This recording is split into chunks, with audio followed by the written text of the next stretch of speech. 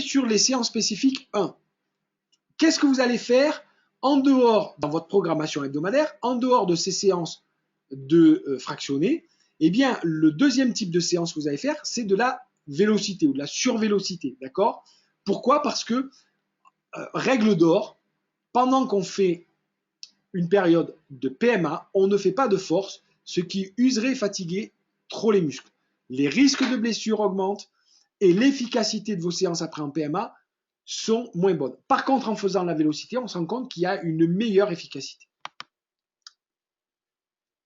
Donc, les consignes techniques de la séance, c'est très simple, sont des séances où on va faire de la cadence en survélocité à plus 10 ou à plus 15 par rapport à votre RPM habituel, rotation par minute, votre coup de pédale par minute. Donc, si vous n'avez pas de capteur de cadence de pédalage, investissement obligatoire. La récupération est libre. Le schéma de la séance, là, c'est quelque chose d'assez simple.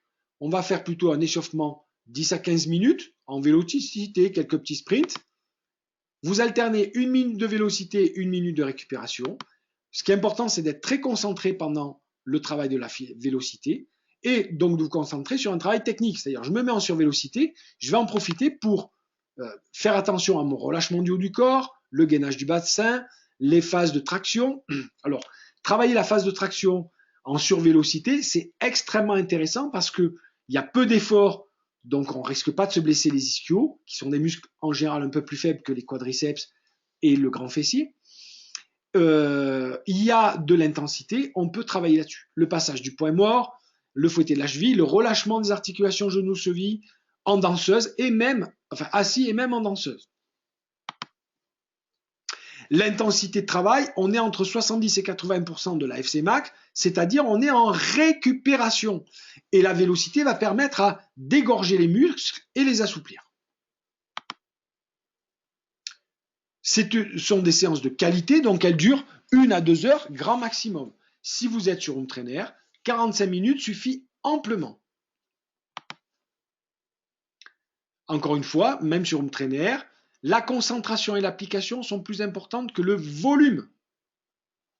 Sur les périodes de PMA, le volume global d'entraînement diminue. Ce n'est pas des périodes où on fait du volume. Le troisième type de séance qu'on va avoir dans votre planification, ça va être des séances en endurance ou les sorties club.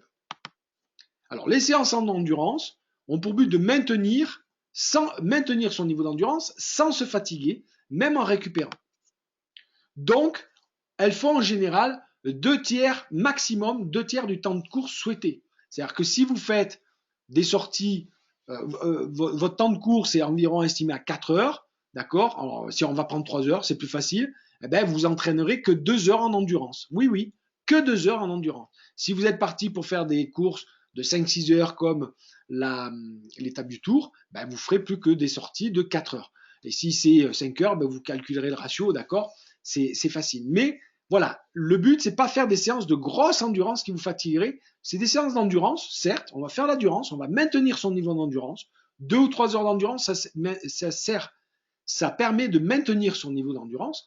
Peut-être pas le développer, mais vous le développez autrement avec la PMA, mais de ne pas vous fatiguer. Vous allez être facile.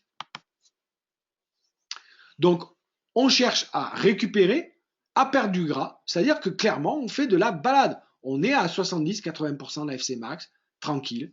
Voilà, un petit peu de travail de qualité technique. Ou on peut faire la dernière heure en survélocité. Une autre option que j'ai peut-être pas mis, c'est qu'on peut faire la première heure en fractionné. Si on a sauté une séance de fractionné ou qu'on veut rajouter une séance de fractionné, on peut tout à fait faire la première heure en fractionné et finir le reste du temps en récupération, en endurance.